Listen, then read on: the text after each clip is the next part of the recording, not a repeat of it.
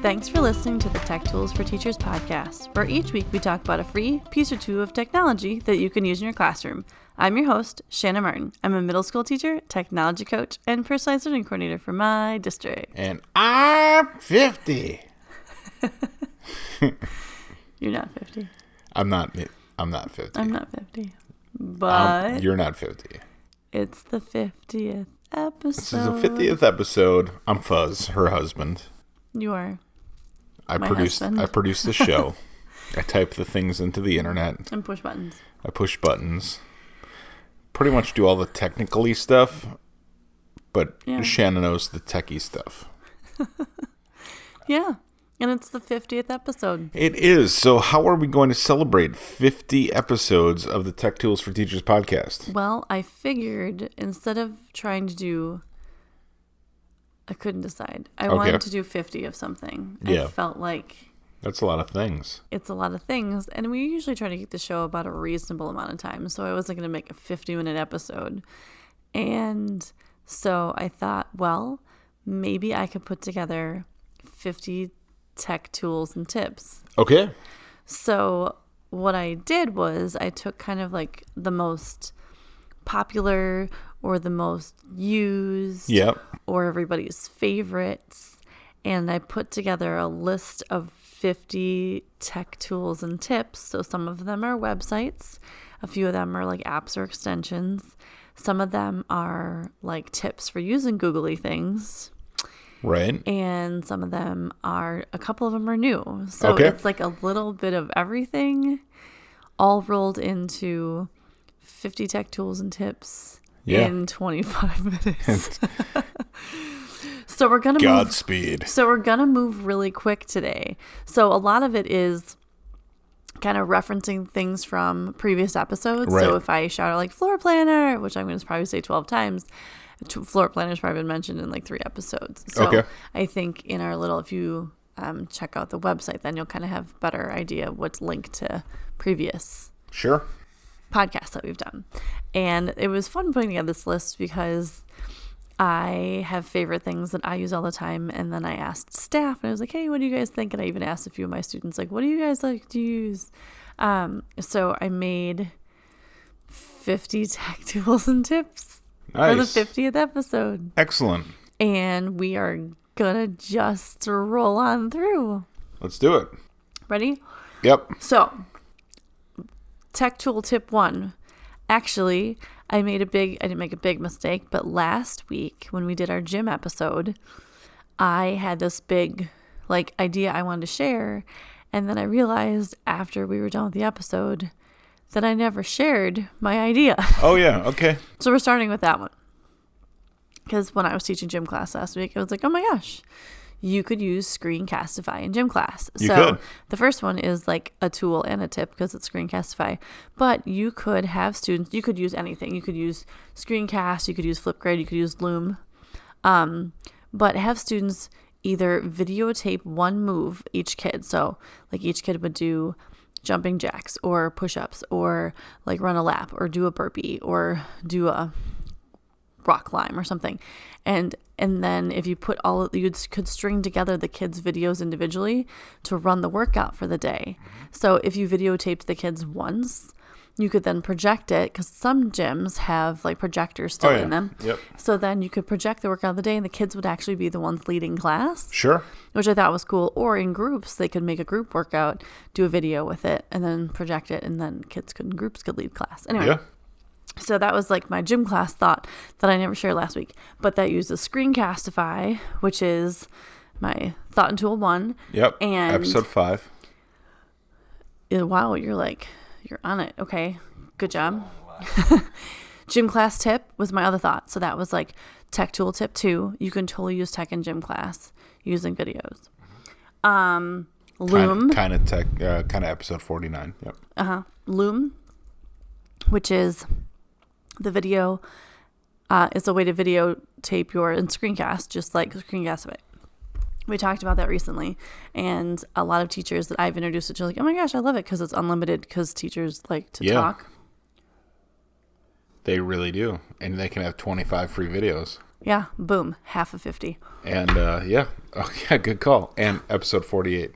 There you go. 2 less than 50. And Flipgrid, which there's so many amazing different things. So Flipgrid, you can create videos, student create videos. You can do, book talks, and you can do like student-led conferences, and you can have like students explain math problems to each other and have them give feedback to one another and do e-learning days. So they just create video responses. Yes. Yeah, and you can pose questions online, and then they can respond to each other, respond to you. Yeah. Episode 22. Boom. Look at you. And so we are at, those are the first 5 tips. Okay. Are they? Oh, and self-paced lessons. But that goes along with my gym class thing. So if you're using Screencastify or Loom and you're videotaping them, you can use that students can self-pace. If they're at a video and they're listening to you, they can watch you as many times as they need to get the content that they need to. Sure. And so self-paced lessons. First was Screencastify, and then gym class tips, which were the self-paced tips for them. Mm-hmm. Then teacher self-paced lessons. Yep. Then Loom, and then Flipgrid. Boom. Now we go on to websites. Which is funny. It's not really, it's like designing. Web building. Yeah. Web design, web building. Yeah. Web design. They're websites for web design. And we kick it off with Wix, episode 15. Look at you. So Wix is one of my favorites. I feel a lot smarter with my glasses on. I feel like you think that you feel a lot smarter with your glasses on. Your readers. My cheaters. Your cheater readers. So Wix, you can design your own sites. 41, everybody. No, that's my age, not the episode we're talking about. Nice. Wix, you can design your own websites. They have beautifully created templates that you can just drop your information into. It makes it very easy for kids. Google Sites also. I feel like Google Sites, that's our tip number 7. I'm going out of order, kind of. Yeah, that's not helping. I'm within the same. My knowledge of which one we're on. Wix and Google Sites. Weebly and Wakelet. There you go. I threw them all out there. Now we can go back and talk about them.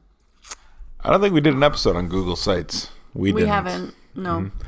But everybody knows about it. Right. I don't do a lot of Google things because there's a lot of people that do a lot of Google things. And episode 50. There you go. Episode 50, Google Sites. I feel like Google Sites has definitely improved over time. It used to be really kind of clunky and awkward. Yeah. And it's definitely still kind of clunky and awkward, but you can create a website. It's not going to be as fancy. It's not going to have as many snazzy things going on, but students can bust out a very quick website to share with others. We use them a lot at our school for if we have to get parent information out into a website. Yeah. You can do it in Google really quick. For sure.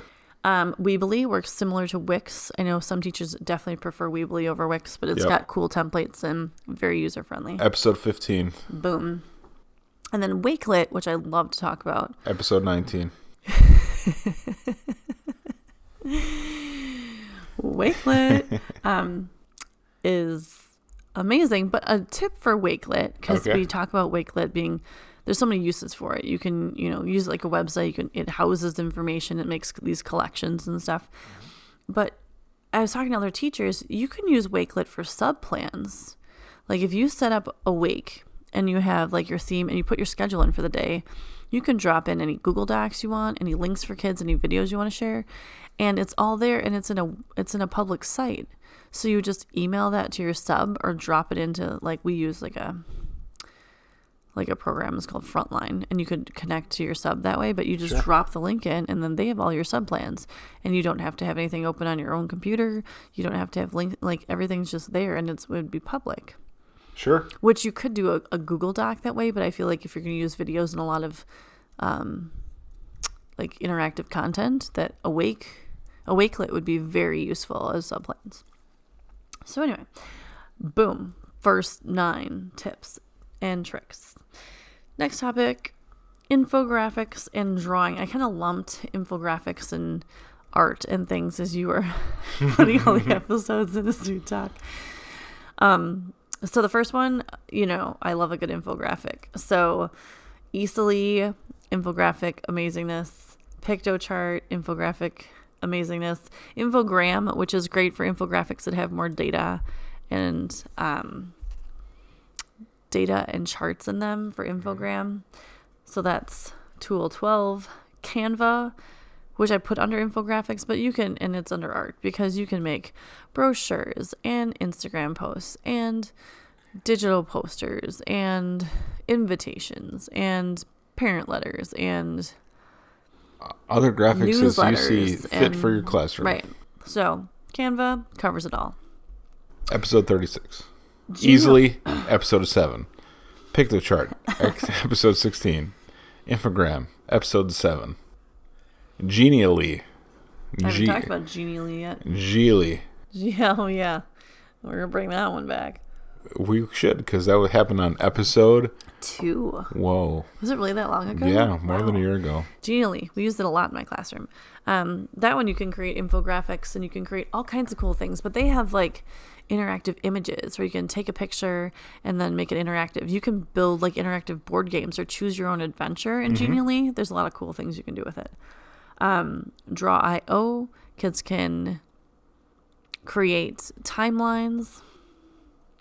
They can create, like they can graph out like family trees. I've had them use it for family trees, for timelines, for anything where you need to even web out like essays and stuff, because you can make a web. A mind map. Yeah, like any of that type of stuff. You can do brainstorming, stuff like that. Yep, absolutely. And Draw.io is organize whatever ideas you want to. Flexible, and it saves to your Google Drive. So it's very, very user-friendly. Autodesk Inventor, we love drawing in Autodesk. It's such a cool CAD software, and it's free. So it's a great way to expose stuff, those types of skills to kids. And your school doesn't have to pay for it, which is nice. Adobe Spark. Yep, cool design tool. Yep, you can be super creative with it. It's like using Photoshop without having to spend all the money for Photoshop. Right. And you can share them in Google Classroom. Yes, they drop right into Google Classroom, which is awesome.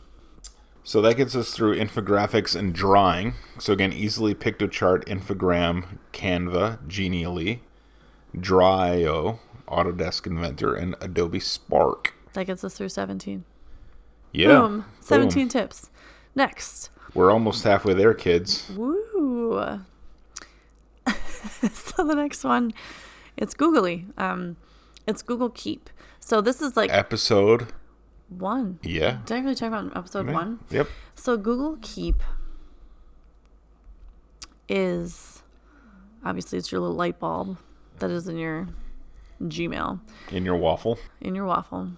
Actually, you can pull it right out of your email. It's on the right-hand side of your screen now. They've moved it. You can pull it in your waffle, or there's just a little tab wherever you are in your Google. So in your Gmail. But it'll always be in the waffle in my heart. Aw. Nice. But these next 4 tips actually all go with Google Keep. So using Google Keep for things like book clubs. Yes. So like when I have a group, when my kids all have book discussions in class, they keep their notes in a keep. So one kid is the keeper of the keep, and they then add collaborators so that way everybody in the group gets their notes from their discussion. And then they have access to it when they work on their final project. Another tip for Keep is group projects, because kids can keep notes, they can keep bulleted lists. If they're doing shared research, they can do keeps, several of them, and then just share other people within their group on their work, which is nice. And it's like short bits of information, so I think that's helpful so it doesn't get totally overwhelming. And then you can take the information from the keep and drop it into a doc later on, which is super nice. Our staff uses it sometimes for staff planning and notifications. So if we have a meeting coming up, like a staff meeting coming up, and there's certain things we need to talk about, like parent-teacher conferences and like organizing a field trip, like one of the teachers will put it in the keep, share the rest of us on it, so we know it's coming up. And then in our meeting, we have the notes for the meeting, so we kind of know what's going on, which is nice reminders. I also have received like pictures of Chuck Norris before, because apparently sometimes you need to share that in other people's keeps as well. Something else that other people use that I know within our staff is they use Google Keep as a grocery list, because you can open up Keep on your phone and just keep your running grocery list in your Google Keep, because then it's always there and it's super handy and you can pull it up on your phone. So, boom. 4 tips for Google Keep puts us up to 21 tech tools. Nice. As you're numbering away. And putting in your own notes. I'm putting in some notes. So I'm not putting them in our Google Keep, though. No, you're putting them into the doc that we're working from. I'm not using Post-its today. You're not, I know. Episode 50. It's throwing me off. Usually our counter is loaded with Post-its. There's one that's on your computer always. That's my constant to-do list. That's my screaming to-do list versus my Keep or my Google Task list. Yep. So, next, tip 22. Our next theme session is quizzing and presentations. Mm-hmm. First one, Pear Deck. I don't know anyone who doesn't love Pear Deck that uses Pear Deck. Anyway, you can make your presentations interactive, and kids can use it. And there's cool like vocab things now. They have so many cool tools that they've added to Pear Deck. It's pretty snazzy. So Pear Deck, Quizlet Live. Pear Deck, if you want to listen to that episode, it's episode 11. We were just actually talking about Quizlet Live this evening. Yes, we were, because we saw a TikTok video with a... with the music. And that was, it had the music. It was the Quizlet Live music. There is a middle school teacher who's hilarious on TikTok. And yes, you watch TikTok. I do watch TikTok because I want to keep in touch with my 15-year-old daughter. Mm-hmm. And it's worth watching. But anyway, there's a teacher. She had a TikTok video about Quizlet Live music. And it was really specifically about the music. Her name is ms.ferri110 is the TikTok teacher. Nice. Miss Ferry, Ferri. Nice.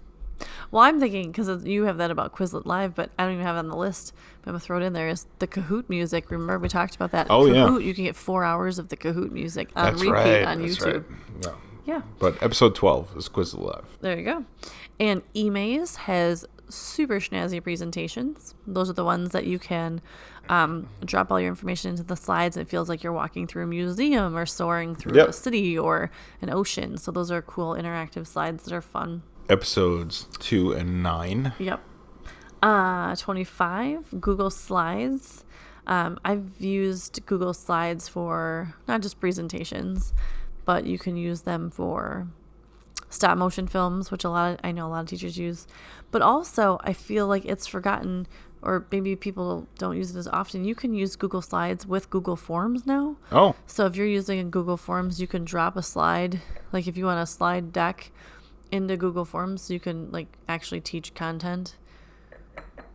So you can put in like pictures or like a choose your own adventure. Oh, really? Link into a form. The kids can go through the deck and then they can answer the questions about it in the form. Wow, which is pretty cool. So we use like Google distance Slides learning. at the agency. We use Google Slides now. We do all of our estimates on Google Slides. We used to use like Keynote. Well, actually, we started with Microsoft Word, and then we moved to Google Docs, and then we started doing a Keynote. But now we found that we can create slides on a Google Slide template a lot faster, and people tend to use less copy, fewer words on the page. Cool. So they get done faster, and it's all collaborative. We can add notes and all that stuff. It's really cool. Nice. So, So we have a bunch of different episodes that talked about things that integrate with Google Slides. Yeah, like Slides Carnival. Yep, episode 23. Pear Deck, Slide Smash. You can, all of those interact with Google Slides. Yep. To jazz them up and make them more interactive. Mm-hmm. And we found polka dots. I used it, by the way. I don't know if we ever mentioned that, but I did remember when I was searching, I found the polka dot slides, and I used it for my last presentation for our district. So that was cool. So that's the first half of our... Yeah, that's 25 already. I want to go on to 26 because it's in the same category. It is. Which is GimKit. If you had, if you pronounce GIF as GIF, this would be GIFKit. GimKit. No? People who pronounce GIF as GIF instead of GIF. Those people are wrong, by the way. But I actually was watching a webinar yesterday, and they were pronouncing it GIF. Oh, yeah, and I was like, I think they only people who pronounce GIF as GIF only are doing it to annoy the others. GIFers and the GIFers. Yes, it's only for a reaction. All right. And look, I'm giving them one. I apologize. So GimKit is our next Interactive presentation. Again, very cool. And that one's always changing. They're always running updates and adding new things and taking things away. The freebies, you don't have as many freebies in that one, but there's a lot of flexibility with that, which is pretty cool. Moving on to timelines. I didn't realize I mentioned Genially twice. Yeah, it's okay. We have other things that we didn't mention before, That's true. like Slides Carnival and Slide Smash. That's true. So, creating digital timelines. Padlet used to just be like Post-it notes, like lining things up and making columns and stuff. Yep. But Padlet has come a long way since episode 1. Did we talk about episode 1? Yeah. Is that what that says? Mm-hmm. Holy cow.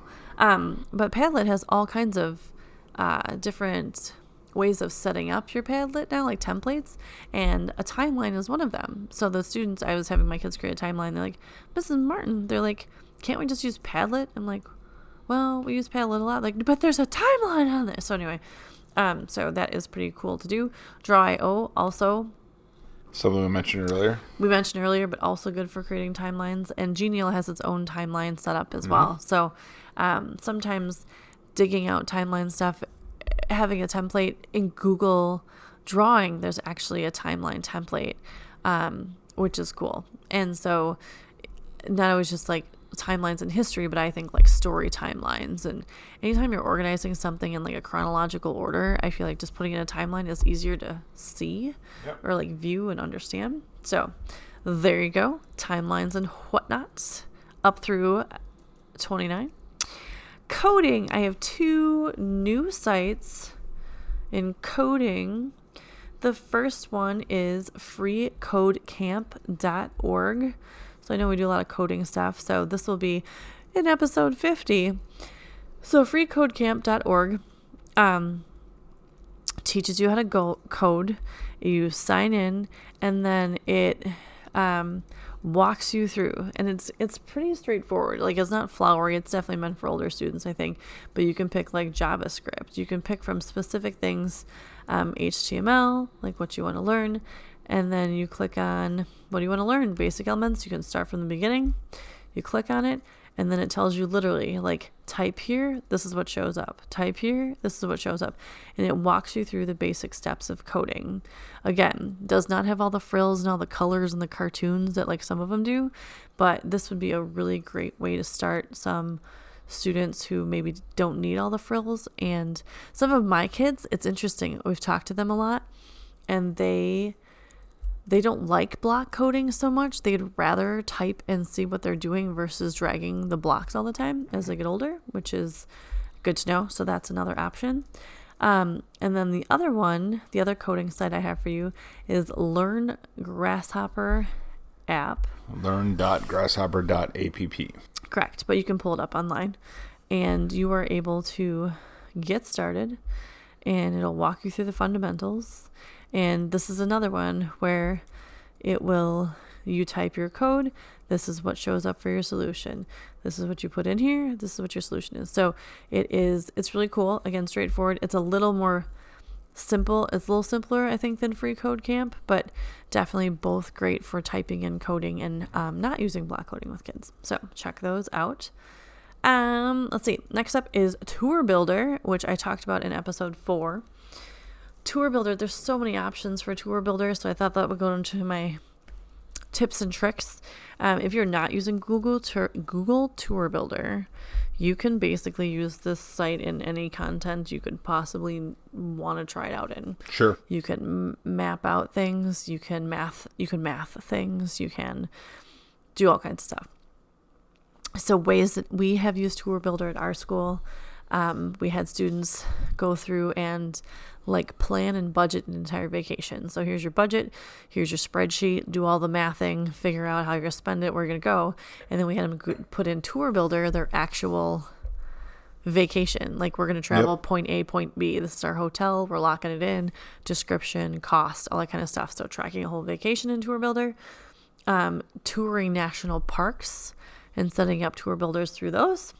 College and career tours, where they physically actually drop pins into the buildings that they would visit if they want to go into certain colleges and like what it would be like to drive there and how do you get around campus and all that kind of stuff. And then world tours, so traveling around the world to learn about different places and geography and things like that. So tour builder, more than just a mapping tool, for sure. Yeah, for sure. Cool. So that's 35. Tour builder when we gave 4 pieces of tour builder. Yeah, 4 tips in tour builder. So we're up to 35. Tour builder itself was on episode 4. So that works out nicely. Cool. So the next section is staff picks. For staff and student picks from my school. So I was in a staff meeting saying, all right, guys, I'm like, it's episode 50. What's everyone's favorite? Yep. So favorites are, you can say it. Go ahead. Trello. Yeah. My favorite. Your favorite and several of the other teachers love Trello. That's episode 13. Episode 13. Classroom screen, still one of my go-tos. I don't have a window in my classroom. Yep. I can't say enough about how awesome it is. And the part, I feel like everyone loves the screen and everyone loves the timers and stuff, but don't forget, there's that tool at the end that you can click on and see if students are understanding your work. Like you can pose a question at the end of class and they can click yes or no, I understand it. That's really important to me. My students were like, nitro type, and I was like, I don't even let you guys do nitro type. They're like, we do it at home because we love to do it so much. So nitro type, still episode a big hit. 29. Yep. A new site that I was unaware of is called ncviewer.com. And what it does is you're able to drop in the code that you have done for machining platforms. So like our mill and stuff at our school. And you can drop in your code to see if it's going to actually, what you've written actually will transfer into various different like CNC and different machining platforms. So that is ncviewer.com is a big hit with a few of our teachers. Okay. One of our math teachers was very sparkly about Desmos, which we have talked about in episode 38, which is great for graphing. Slides Carnival. Yeah, we kind of mentioned it up earlier in the presentations portion, but also staff pick. Also staff pick, yeah. Like, I use Slides Carnival all the time to jazz up my slides. Like, all right, cool. Grab some slides templates, and yeah, you can listen more on episode 23. Yep. iExcel is a math site. I think a lot of schools use iExcel. It's for extra math practice. Okay. And that one. iExcel, I get it now. Yeah. I exceed iExcel. Oh. And they have math curriculum K-12. So math people are funny. Math people are funny. So there's that one. I wonder if math people actually call it. They call it iExcel.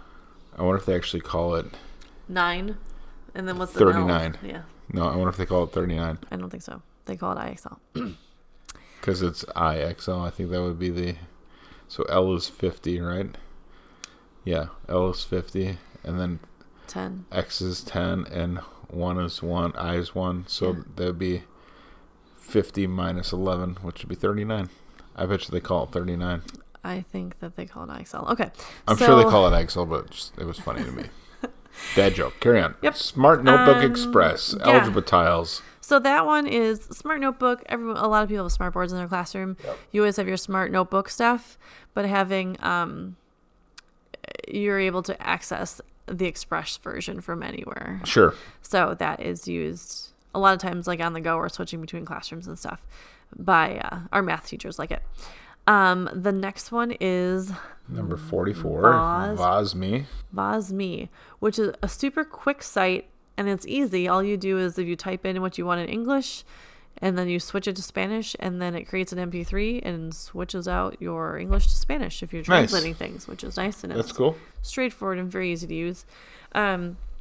45 is Show Me Interactive Whiteboard. It's an app, which is another favorite of the teachers, where you are able to, it's free, and you download the app, and then you're able to have an interactive whiteboard and video and talk and draw at the same time.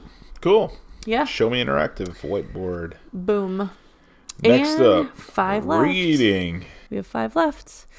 Reading, Storyline Online, a favorite of many. Yes. My students really like it, actually, because it doesn't matter that they're 13 years old. Like, they still like to have stories read to them. And I think it's pretty cool that, like, celebrities are reading them and stuff. But hello, I'm Justin Timberlake.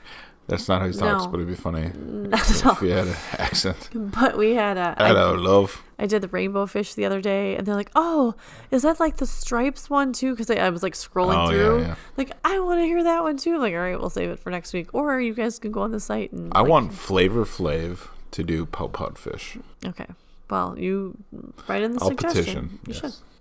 So, Storyline Eyeline, again, love it. Storytime in Space. So cool. That one is definitely a hit still in our house. And actually, every kid I've showed it to loves it because they're like, oh, are they really in space or is that fake? I'm like, no, it's real. They're like, that's so cool. Yeah. Epic Reads, it's a digital library. So, again, you've got a huge group of, that's real. You have a large variety of books that you can read for kids that are 12 and under. As a teacher, you can sign up, or if students sign up, it's great to use over the summer. I feel like that's when we suggested it last time. It was for summer reading. Yep. Which is pretty cool. And are we ready? I feel like drum roll. Drum roll, I'll please. tell you. Okay, so put a drum roll in here. I'm not going to do that, but okay.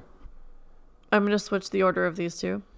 All right. 49 is... EduBlogs. EduBlogs. Such a great site for students to be able to blog and share all their thoughts and still have some control as a teacher. Yep. But I've seen a lot of kids use it and open up, and there's contests, and there's just so many cool opportunities with EduBlogs. So Agreed. Get your kids writing using EduBlogs. And the last listener pick for the first 50 episodes. Our most listened to episode ever. Yeah, by a lot. Is... Floor planner. Floor planner. Beep, beep, beep. Everyone loves to design houses and garages and restaurants, and I used it at one point to is the biggest hit to try to remodel one of our offices, and then we moved. Yeah, you did.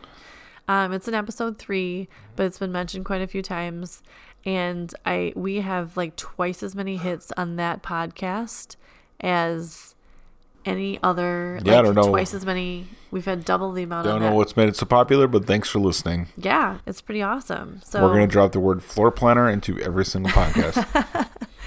Floor planner. Everybody use floor planner. So hopefully, it used to be room styler, right? Yeah, that was like the first version of it, kind of. Yeah. So hopefully, out of all 50 tech tools and tips. Yep. Some of it was review, so maybe it was good to bring back a few episodes, or now you can dig back some of the episodes like, oh, hey, I heard that. Mm-hmm. And then, yeah, I should go back and use that. I feel like I do that a lot. Yep. Or maybe something that you haven't heard before, or you found something cool and new fun to you, and something new. Maybe, yeah. So happy 50th episode. Happy 50th to you. And we have a few more coming up in the future. All right, perfect. Well, thanks for tuning in. This has been the Tech Tools for Teachers podcast. If you ever have any questions, you can find me on Twitter @SmartNWI. And if you want to get more information on the links to the technology discussed in this episode, you can visit smartnwi.com or join me on Facebook and take fun little polls during the week. New episodes each week. Thanks for listening. Go educate and innovate. The ideas and opinions expressed on this podcast and the Smart NWI website are those of the author Shannon Martin and not of her employer. Prior to using any of the technologies that we've discussed in this podcast, and there were 50 plus of them today, please consult with your employer regulations. This podcast offers no guarantee that these tools will work for you as described, but we hope they do, and we will talk to you again on episode 51. Thanks for listening. Talk to you soon.